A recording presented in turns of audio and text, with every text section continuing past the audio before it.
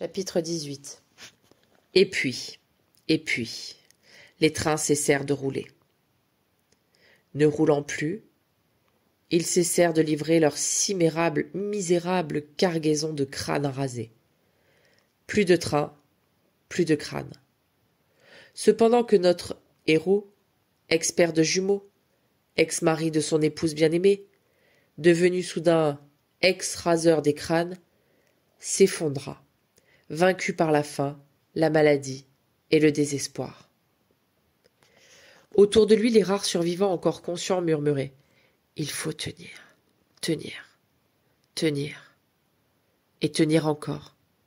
Ça va bien finir par finir. Déjà, on entend les canonnades au loin. » Un camarade lui glissa même dans le tuyau de l'oreille « Les rouges arrivent.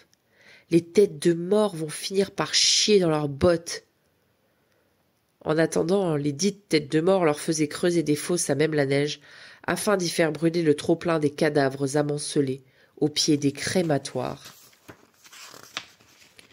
qu'ils devaient également détruire d'urgence, afin d'éliminer avec les derniers témoins les traces de leurs crimes immenses. Les cheveux, si précieux hier, n'étaient plus récoltés. Pire, les cheveux emballés, déjà prêts à l'usage, n'étaient plus expédiés. Ils s'entassaient, abandonnés, près d'une montagne de lunettes, coincés entre des monceaux de vêtements. Hommes, dames et enfants, eux aussi devaient disparaître. Tenir, tenir, tenir. Ça va bien finir par finir. Lui aussi, désormais, voulait disparaître. En finir, en finir, en finir. De jour comme de nuit, il délirait. Il délirait en piétinant la neige. Il délirait en creusant. Il se remémorait pire, il revivait l'instant fatal, l'instant où il avait arraché des bras de son épouse l'un de leurs jumeaux. Il revivait sans cesse l'instant où il l'avait précipité du train dans la neige. Cette neige qu'il piétinait et piétinait, tout en creusant son propre trou pour s'y faire enfin brûler à son tour.